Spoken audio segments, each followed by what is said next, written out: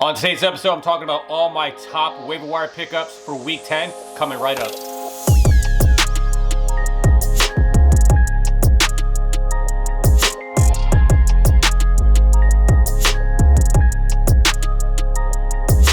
And what is up, everyone? You're listening to the Gridiron Fantasy Football Podcast for Tuesday, November 10th, 2020.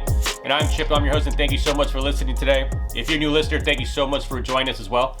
If you'd like to share a podcast, you can find us over on Apple, Google Podcast, Spotify, Stitcher, iHeartRadio, and Amazon Music. If you'd like to watch us, you can watch us over on YouTube at Gridiron Fantasy Football. So do me a favor, hit subscribe, hit the bell so you don't miss any more episodes. And on today's episode, we're going to be talking about all my top waiver wire pickups for Week 10. And honestly, there's a lot of names on this list that you could pick up that kind of help you do the bye weeks and injuries for Week 10. So before we get into all the waiver wire pickups, let's talk about some of the news. So some of the refreshers for Monday. If you didn't listen to the podcast on Monday, I went through all the top injury news for like what happened on Sunday. So just a refresher: Christian McCaffrey, he is considered day to day. So he injured his shoulder in the last drive of the game against the Chiefs on Sunday. It looks like he's going to get some more imaging done to determine the severity of the injury. Like I said yesterday, it looks like it's an AC joint sprain, which is in your shoulder. If he can't go, Mike Davis is the starting running back. So I hope if you are a Christian McCaffrey owner and you had Mike Davis, or you're a Mike Davis owner, you did not drop him because Christian McCaffrey is back. I hope you kept him. But hopefully he's available in your league if that's the case. But I'll get to his name later on in the podcast. But Mike Davis would be the starter if Christian McCaffrey cannot go against the Bucs on Sunday.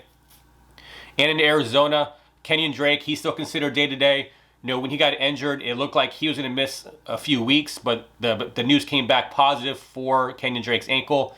He could play on Sunday, but he is still considered day-to-day, so just watch out for practice reports or stay tuned into the podcast so you know all the updates for all the players. And then we have some returns this week. We have Nick Chubb returning. He was dealing with the MCL sprain that took him out for a few weeks, so now that they got through the bye week, they play Houston this week, so he should be good to go against Houston. And then Miles Sanders was, out for the last week or so, or last week or the week before, just because of a knee injury. He should be suited up to play for Week 10. They go against the Giants, so that's a good matchup for Miles Sanders. And then Jamal Williams of the Green Bay Packers, he's off the COVID-19 list, so he's back at practice.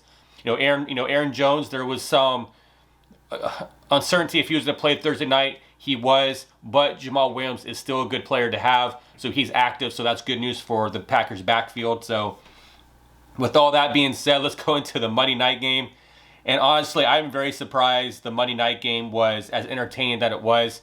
I mean, who would have thought the Patriots versus the Jets would be a better game than the Saints versus the Bucs? I mean, the Bucs laid an egg. The Saints just ran all over them. And last night, the Jets, they still lost, but it was an entertaining game.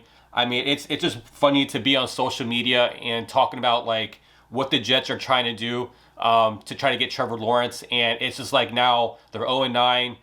They were winning, so people were tweeting out that it was going to take them out of the sweepstakes for Trevor Lawrence. And then now that they lost, now it's like back to being, on the Trevor Lawrence, bandwagon again based on, him being the best player that's coming out of college. If he comes out, I wouldn't be surprised if Trevor Lawrence does not come out of college if the Jets are the number one team, or if Adam Gase is still the coach for the New York Jets. But great game. The Patriots won with the last second field goal, 30-27.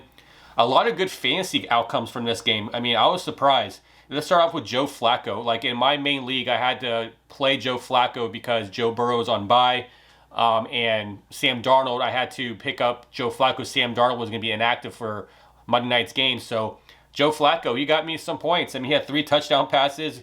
Great fantasy. I guarantee you nobody played Joe Flacco, but I had to, and it helped. So it was good to see him actually do some good. But he had all the weapons that the Jets were talking about having, and that's what would help Sam Darnold with his progression. You saw what it looked like with Joe Flacco. So encouraging to see the pass catchers and the running back kind of start to get some chemistry, and it seems like this is a Jets offense that we're hoping to see. But Sam Darnold was not the quarterback, obviously, last night, so he missed out on that. But Cam Newton, he had a decent game. He had 274 yards, passing, and he had 2 rushing touchdowns. So a good fantasy outing from Cam Newton. I know a lot of people were upset about Cam Newton's production from a fantasy standpoint, but this was a good game to kind of get your interest sparked up again about, do I want to play Cam Newton? Is he worthy of playing moving forward? And it looks like he did enough to kind of think about, do I play him, especially in 2 quarterback leagues? I know there's some people out there who own him in 2 quarterback leagues and benched him for other people. So Cam Newton definitely had a better week this week. And going on to the ground game, Frank Gore led the backfield with 12 carries for 46 yards. LaMichael Pirine is that name that keeps on popping up on waiver wire shows.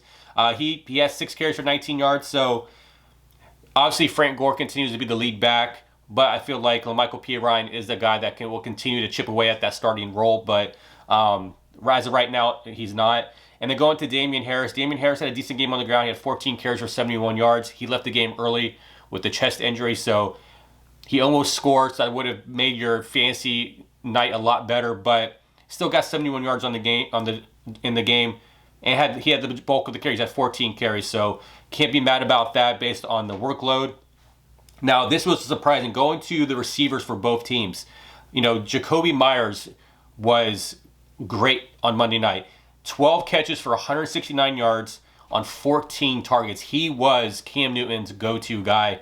And I know Julian Edelman is out, so not really sure exactly how that is going to play a role when he comes back, if that's going to cause Jacoby Myers not to be as involved. But it's hard to discount the usage right now. So Jacoby Myers should be on your radar. I'll be talking about him shortly.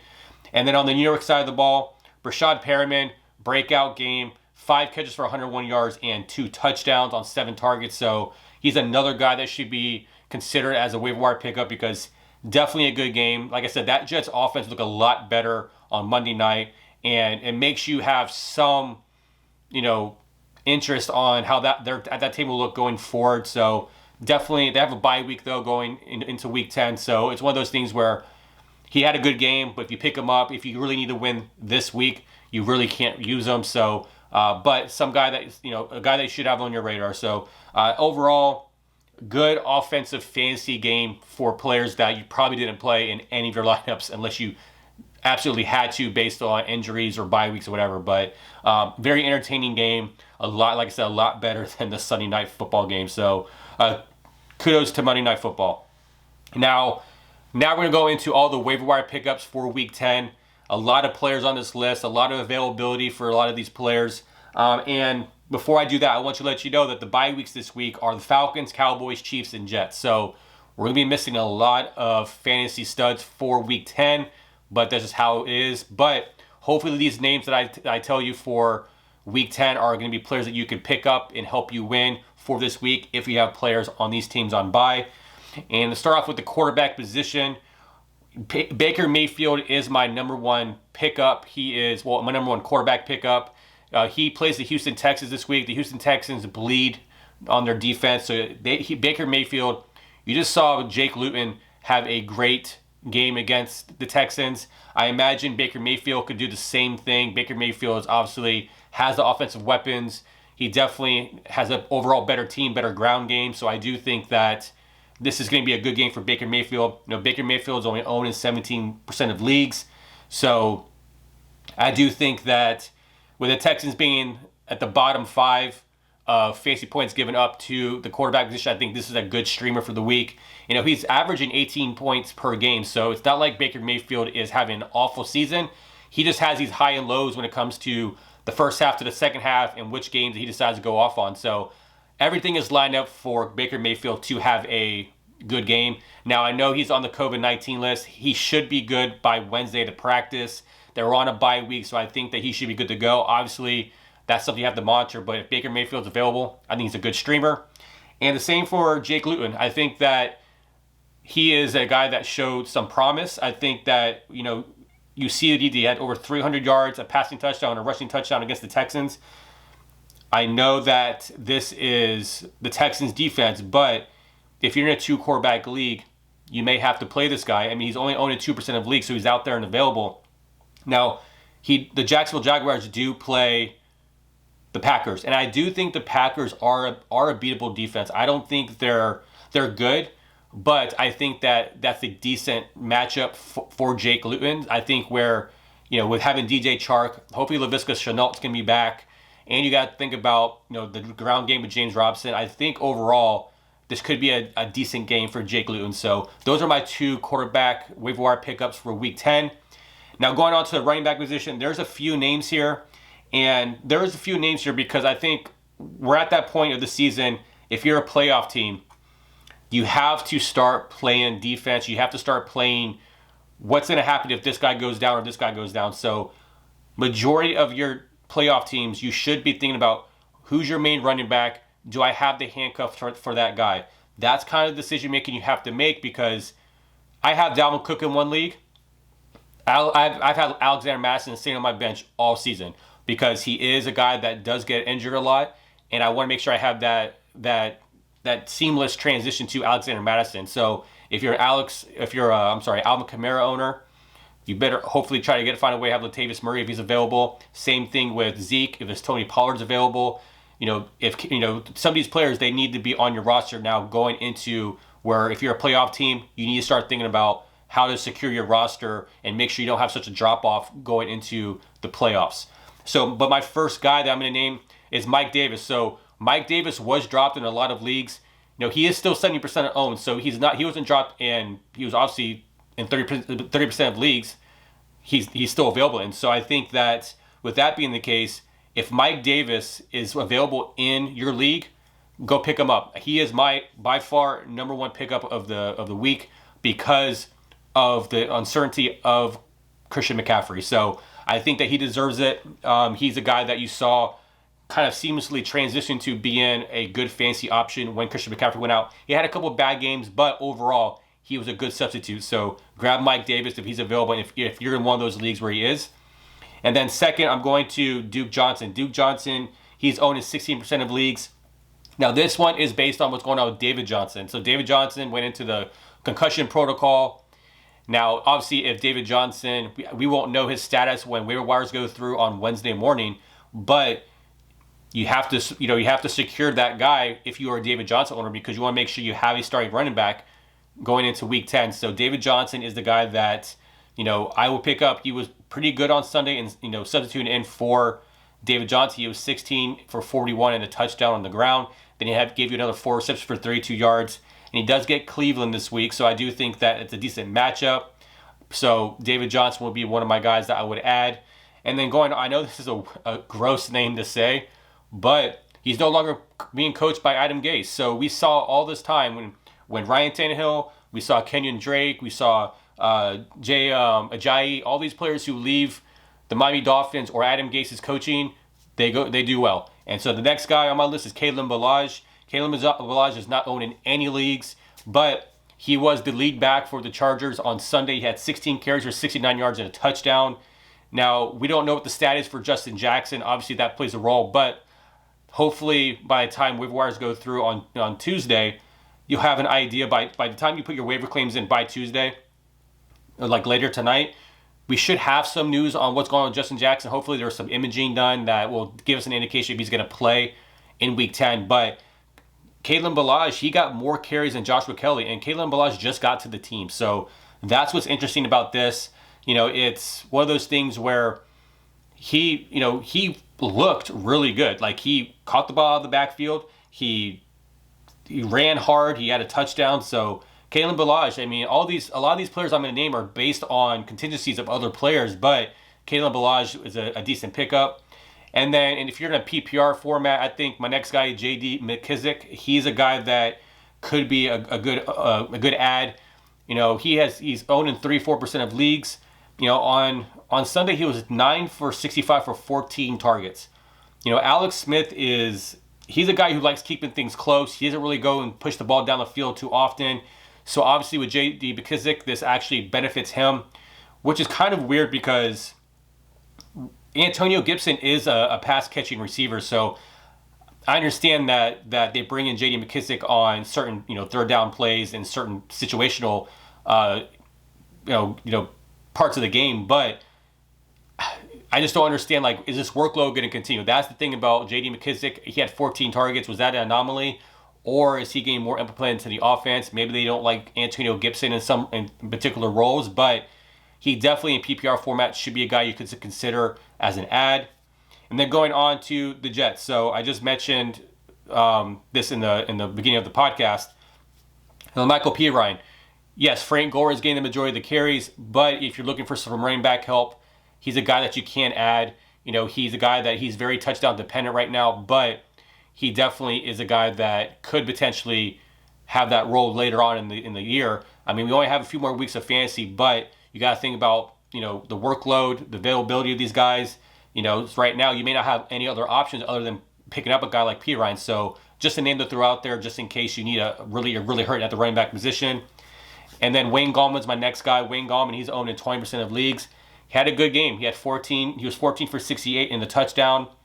He looks like he's going to be the lead back for right now, but how does that change when Devontae Freeman comes back? We know that Devontae Freeman was building his reps up with the number one offense. He was having the majority of the carries, but then he got injured. So how does that play out? And they have a very good matchup against the Eagles. So I do think that Wayne Gallman could be a good flex option this week.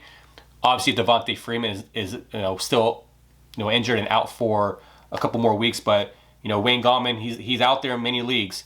And then Jordan Wilkins, my next guy on this list, he's owned in 7% of leagues. He was 11 for 39 and no touchdowns on Sunday. Now Jonathan Taylor did have the touchdown, but Jordan Wilkins, he led the whole backfield in carries. So this is kind of something I'm really not sure what's going on with the backfield. With Jonathan Taylor, I want to say the reason why he's not getting the carries is because he is injured, but I mean, this is 2 weeks in a row now, so I'm really staying away from this backfield altogether. But if you need that running back, Jordan Wilkins could be a guy that you could add, but I'm always nervous about doing that and trying to tell you guys some names because I don't want to be the guy that tells you to play him and then you play him and he does awful. Like I hate those moments where, we've had moments like this all season long where you add a guy, you play him, he gets you a goose egg or he gets you no production. So it's hard with this backfield. It's definitely not certain that Jordan Wilkins will keep up this workload, but somebody you just have to keep an eye on just in case you need a running back. And then next is Matt Breida of the Miami Dolphins. Now we know Myles Gaskins, he's out for a couple more weeks due to an MCL sprain. We know that Matt Breida was supposed to be the starter last week against Arizona. However, he hurt his hamstring and was ruled out for the week. So that meant Jordan Howard was the starter. Now Jordan Howard did have a touchdown. So I do think that if Matt Breida is healthy for week 10, he should get the start over Jordan Howard. And he's an all-purpose back where he can, obviously catch the ball in the backfield. He's a good runner. So I do think that Matt Breida is an ad if you're someone who definitely needs that spot start for week 10. And then my last guy is a handcuff, and that's Tony Pollard. So Tony Pollard is owned in 44% of leagues, but he's a guy that you need to have on your roster if you're a Zeke owner. Because we just saw this past weekend that Zeke was potentially not able to play because of his hamstring. He tested it out during the pregame. He decided to play. So, but what if he was out and then now you're out of a running back? So if Tony Pollard's out there and you're a Zeke owner, just go and grab him. It's better to have, are you really going to have a fourth or fifth wide receiver on your roster that you're not going to play? Or you'd rather have the security of a backup running back to one of your stars? So that's just how I'm saying. It's better to be safe than sorry, so grab Tony Pollard if he's available. Now going on to the wide receiver position, my number one guy on this list is Jalen Reagor. He is a guy that I was been telling you guys to pick up before he played because he was on an IR. It's one of those sneaky ads I was telling you guys to add. And he came out and he had a touchdown in his first game. He only had 3 catches, but he was being targeted, so that's good. So he's owned in 14% of leagues, so he's out there and available in a lot of leagues, which is it's asinine that he's still available. But he was on a bye week too, so the Eagles had a bye week, so not a lot of people were thinking about Jalen Reagor. But now that he's back, they play the Giants this week, a juicy matchup. You need to pick up Jalen Reagor if he's available. My next guy is Curtis Samuel. Now he's owned in 42% of leagues. He had a great game on Sunday. He was 9 for 105 and 1. Now he was second in targets for the Panthers. This is his third week in a row that he's been very productive. So if Christian McCaffrey doesn't play, how does that change his workload? I was skeptical of him this week because of Christian McCaffrey coming back, but they still found ways to use Curtis Samuel. Now, it could have just been the defensive scheme, could have been the game plan they had, because Robbie Anderson was still gaining some targets. DJ Moore was the guy who was left out of all the target share. So it is it's a hit or miss with Curtis Samuel. I think he should be safe to play this week, but he plays against the Bucs. The Bucs just got embarrassed on Sunday night. I think the Bucs could have a very good game plan going forward. I don't know. It's just Curtis Samuel to me. He's shown the production, but is this to be the week that he gives you a goose egg or gives you nothing? So, but he deserves to be added. And then going to my third wide receiver is Michael Pittman Jr. Now, he was a guy that was going to be added before he went on IR, but he's owned in 4% of leagues. He had a good game. I mean, I won't say a great game, but he was 4 for 56 on 7 targets. The Colts need pass catchers. T.Y. Hilton, he was out. Potentially he could be back, but even when T.Y. Hilton was there, Michael Pittman was getting some targets. So I do think Michael Pittman is a guy that could be on your radar. And then Tim Patrick's my next wide receiver. He's owned in 15% of leagues. Now he was he had 4 catches for 29 yards on a touchdown and on 9 targets. The thing about Tim Patrick, ever since Courtland Sutton has gone down, he's been pretty productive. He's been scoring touchdowns. He may not get you all the yardage, but he's scoring. So I think he's a guy that you could add. But the thing is, can he stay healthy? He was almost inactive for this past game. How is this going to play going forward? But if you're picking up guys like this on the waiver wire, these are guys that you need to win and help you win this week. Right now, if you're one of those fringe playoff teams, you need the best roster week to week. And is Tim Patrick a guy that you could add that will help you? It's all about matchups. It's all about the target share. So he definitely is a guy that could be considered. My next player is Marquez Valdes-Scantling. Now, this is a hard one for me because he is owned in 10% of leagues. Had a great Thursday night football game against the 49ers. He had 30 receptions for 53 yards and 2 touchdowns. But here's my question. What about Allen Lazard? If Allen Lazard is out there in your leagues, I'm picking up Allen Lazard before MVS. I don't see Marquez Valdes-Scantling having the same production once Allen Lazard comes back. Because Allen Lazard obviously has solidified that number 2 role before he got injured. And if he's supposed to come back, he was almost going to play on Thursday night, Allen Lazard. Now, does he play in Week 10 against the Jacksonville Jags? Who knows? But if he is, I think that you'll see MVS's value go down. So he's not like a must-own guy or a must-add guy because of the status of Allen Lazard. Now, if Allen Lazard is out for another week, maybe MVS is a guy that you try to put out there and see if he does well for you. But just be cautious with that. And then my next guy on my list, I have Jacoby Myers. So Jacoby Myers had a fantastic Monday Night Football game, 2 weeks in a row that he had great production. Now he's only owned in 6% of leagues, but on Monday night he was 12 for 169 on 14 targets. So he had over 40% of the target share for the Patriots on Monday night. So this is a guy that right now, N'Keal Harry's out, Julian Edelman's out. He's the go-to guy. So if Jacoby Myers is there, I'll pick him up. He definitely should be considered based on the fact that he's getting the target share, especially in the 40%. Now, that's not going to be consistent. He's not going to be able to be that good on the target share, but it's eye-opening that Cam Newton continues to look his way consistently. So Jacoby Myers is a guy that could be considered for putting on your team. And then the other guy on the other side of the ball on Monday night, Brashad Perriman, he's only owned in 12% of leagues. He was 5 for 101 and 2. Now, this looks a little more legit because they brought in Brashad Perriman to be that guy. He had a great end of the season with the Bucs when Mike Evans and Chris Godwin went out. He went to the Jets. He's been dealing with injuries, but look, he had a great Monday night game. He led in targets. They do have Denzel Mims, Jameson Crowder, so he was the guy that I feel like is the number 1. So I think he's worthy of a pickup. So these are guys you're trying to see what happens because he is on a bye week, so that's the only problem with Brashad Perriman is that he's going to be on a bye week. So are you able to afford to pick him up and then bench him until he comes back? That's something that you have to make a call on. And then these last few guys are not guys that I'm really heavily considered, but I have to put those names out there. And that's Falcons wide receiver Olamide Zaccheaus. I think I said that name completely wrong, but he's owned in no leagues. And he's a guy that had a great game on Sunday. He was 4 for 103 and a touchdown. Now, is this a flash in the pan? Probably. Calvin Ridley was out. He had 7 targets, but Russell Gage, he had 7 targets too.